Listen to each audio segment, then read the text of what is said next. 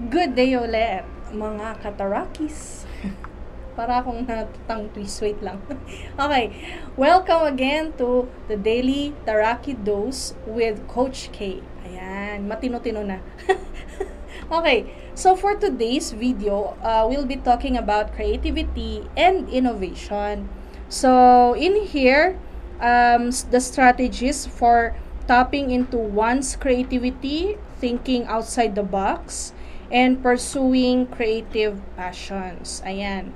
So, creativity, it's not limited only on the arts, mga ganyan. So, in a general term po siya.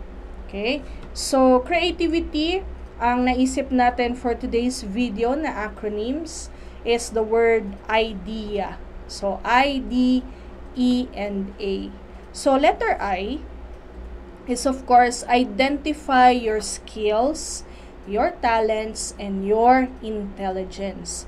Okay, remember that when it comes to intelligence, hindi lang po siya limited sa academics, ha? There are a lot of intelligence, types of intelligence na sana hindi natin naikumpara yung mga anak natin sa mga honor students, yung mga ganyan. Kasi also take a look at your children to see kung ano talaga ang kanilang intelligence. Kasi meron yung iba, magaling sila talaga sa sports, sa arts, mga ganyan. How they communicate with people, yung mga ganyan, or nakikibagay sa mga friends and family, yung mga ganyan. So, yun yung mga intelligence nila that we really need to develop. Hindi lang po yung sa academics nila. Okay? Of course, for the skills, ito yung mga sinasabi natin na acquired na mga learnings. So, napag-aaralan po ang mga skills. And yung talents na sinasabi natin, talents are inborn. Okay? Mga inborn na abilities ng isang tao. Ayan. So, sa akin, when it comes to identifying the intelligence, skills, and talents, actually minsan ngayon parang ngayon, pag tinatanong, what are your skills? Ayan, what are your talents? Your intelligence? Minsan napag-iisip-isip rin ako na, ano nga ba? Okay? So, maganda rin pala yung time na, yung sabi ko nga nung mga previous episodes, if we have our personal time where we can really list down our ang tawag doon, our skills, our talents, our intelligence, ano bang type ng intelligence ang meron tayo, ganyan, para hindi rin natin na i-compare ang ating sarili sa ibang tao. Kasi there are times that ang tawag nito, dahil nga hindi natin masyadong alam yung skills, talents, and intelligence natin, na i-compare natin yung sarili natin with other people. Kumbaga, nagiging negative tayo sa sarili natin, or we are hard sa sarili natin na naiisip natin, bakit hindi na lang kaya ako yung parang siya, magaling sa ganito, ganyan, 'di ba? Pero hindi natin alam na yung iniisip pala ng tao na kinaiinggitan natin, meron rin palang iniisip na kinainggitan rin pala nila sa atin.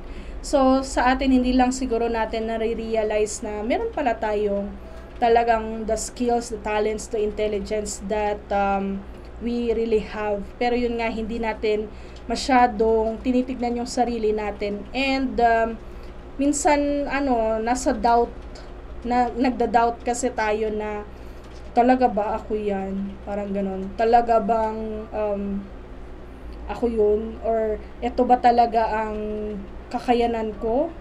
Yun ba talaga ang talent ko? Yung mga ganon. So, we keep on questioning or doubting ourselves na nababawasan yung confidence natin on what we can really do.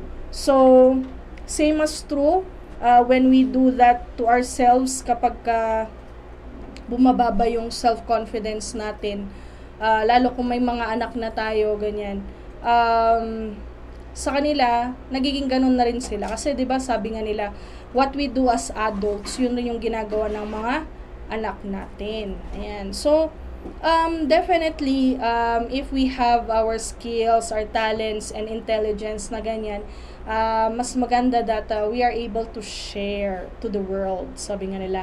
Kasi lalo yung mga talents, kung hindi natin ginagamit yan, of course, mawawala po siya. Ayan. So, the next one is letter D. So, dive into idea generation.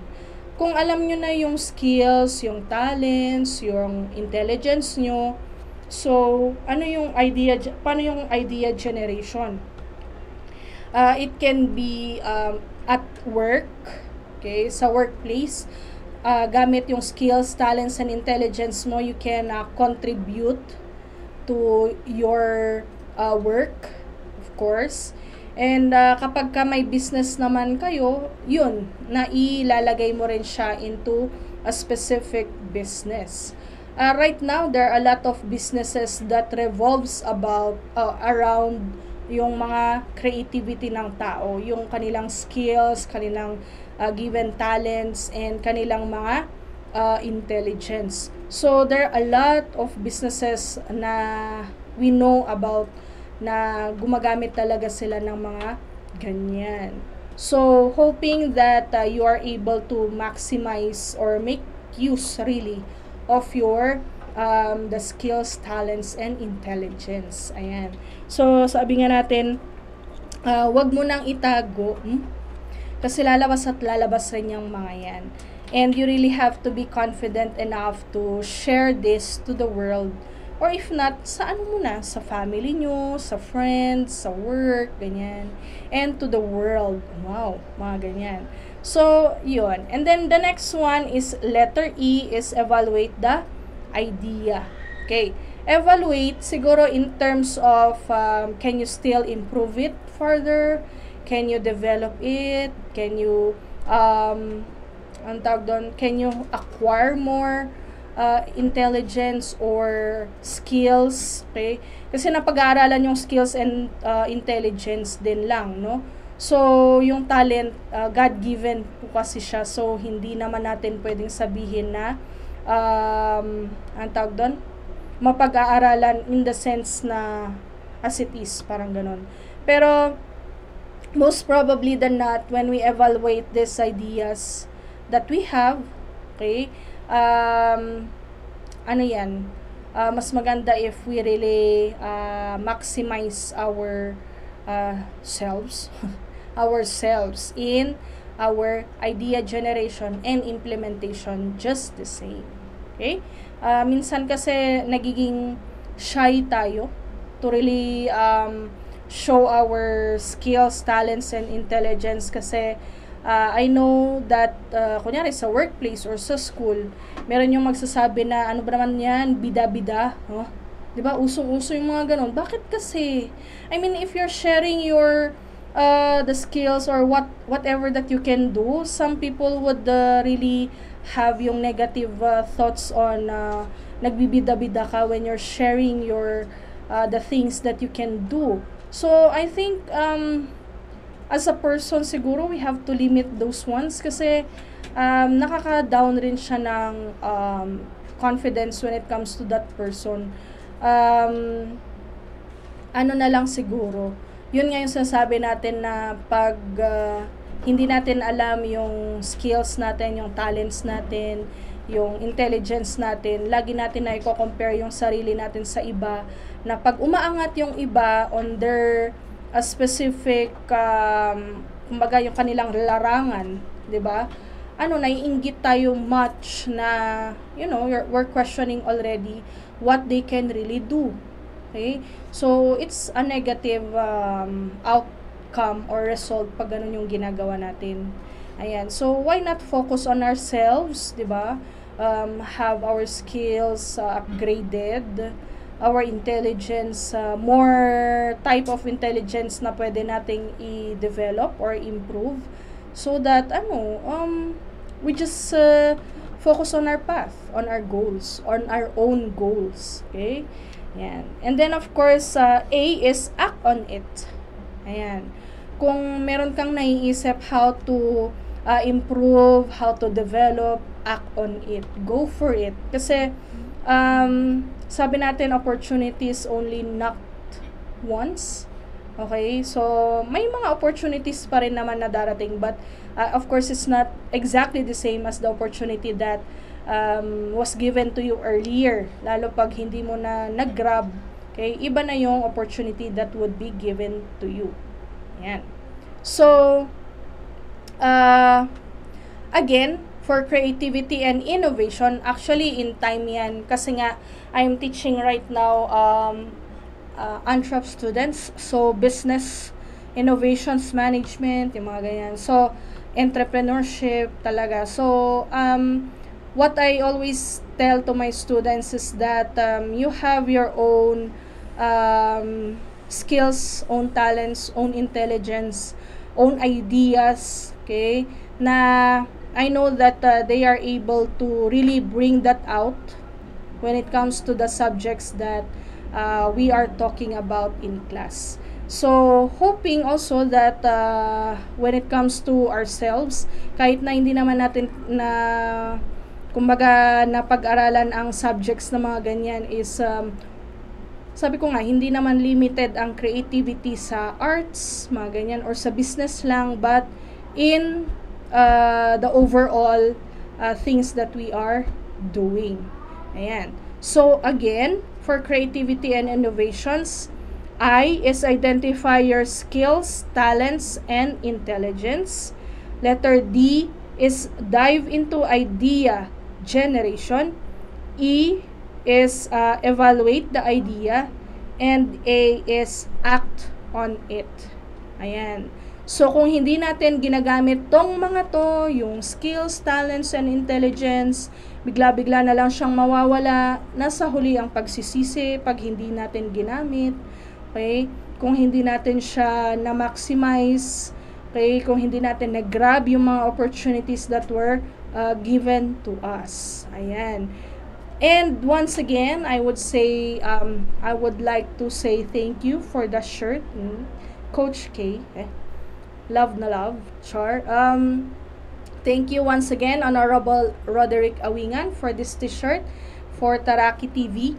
And we really appreciate this gift. Wow, gift.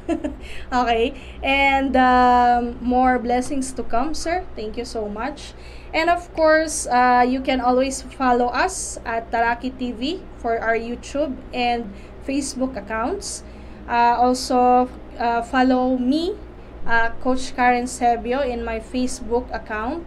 So, there are a lot of videos already there. Sana hindi kayo magsawang mamasyal tuloy. Dali. Manood. Okay? Sa mga videos na yan, and hoping that you are able to get some learnings just the same. And yung mga acronyms po natin, I think marami rin akong acronyms na nagamit dyan. And hoping that in this lifetime, we are able to really maximize and make use of our God-given talents, our skills, and our intelligence. Do not shy away because of some negative people. Just do what you do best, sabi nga nila. And be confident of who you are, kasi sabi nga natin, we are unique. We have unique abilities. Okay? Kahit sabihin mong at a workplace, di ba? Pare-paras tayo ng skills. Pare-paras tayo ng nag-graduate. But what makes you on top or, differ is really your confidence and how are you able to make use of those sa advantage mo. Ayan. So, thank you once again for watching. This is Taraki Daily Dose. Tama ba?